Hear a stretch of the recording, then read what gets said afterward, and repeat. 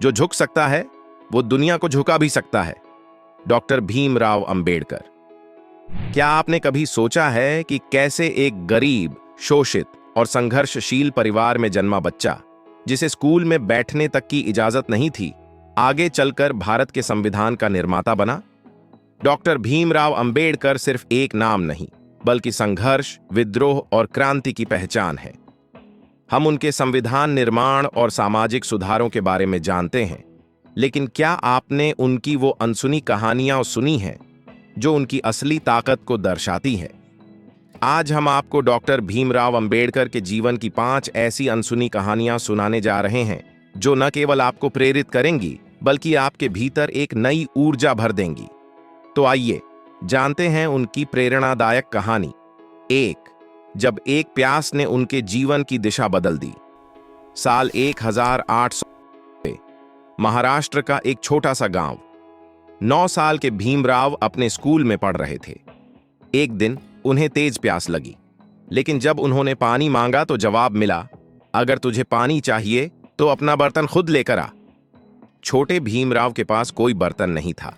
वह घंटों प्यासे बैठे रहे, लेकिन कोई उन्हें पानी देने को तैयार नहीं था, सिर्फ इसलिए कि वो एक अछूत थे।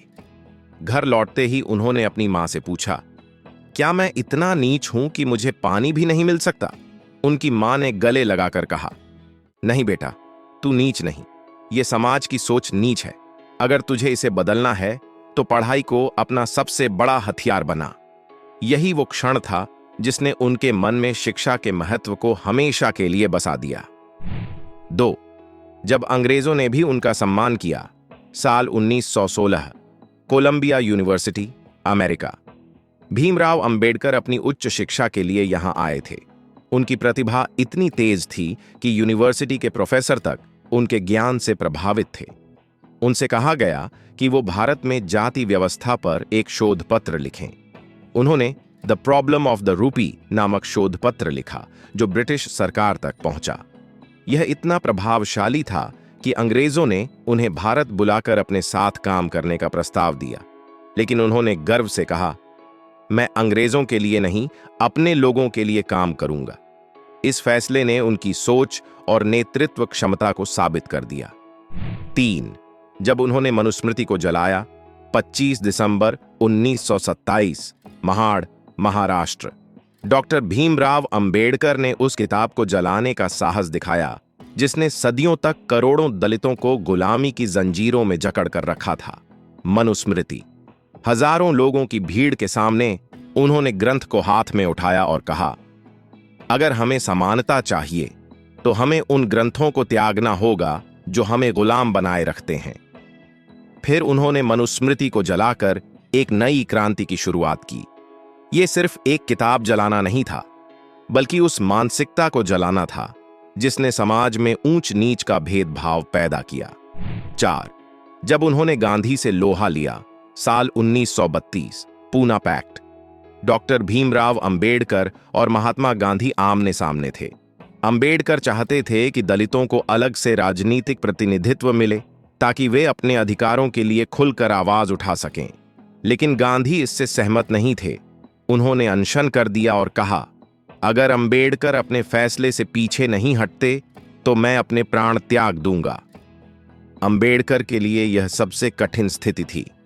अगर उन्होंने अपना फैसला नहीं बदला तो गांधी की मृत्यु का दोष उन पर आ जाता।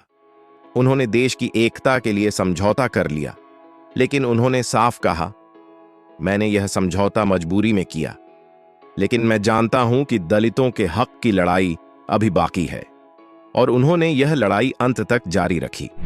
5, जब उन्होंने हिंदू धर्म छोड़ने का ऐतिहासिक फैसला लिया।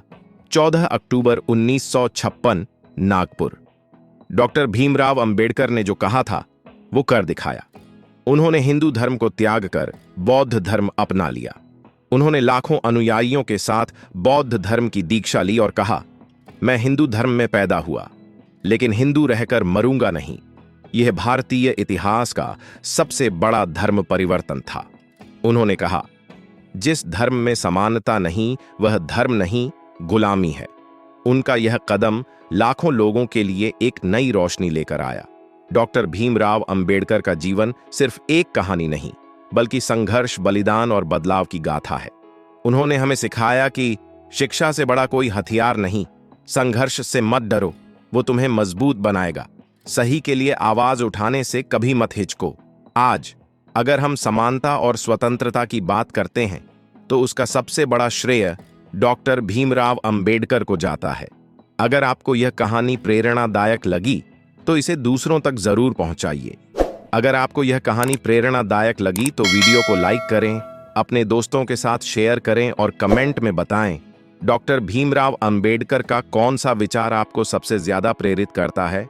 और हाँ, ऐसे ही प्रेरणादायक वीडियो के लिए हमारे चैनल को सब्सक्राइब करना ना भूलें। अब उठो, पढ़ो, संघर्ष करो और अपने सपनों को साकार करो।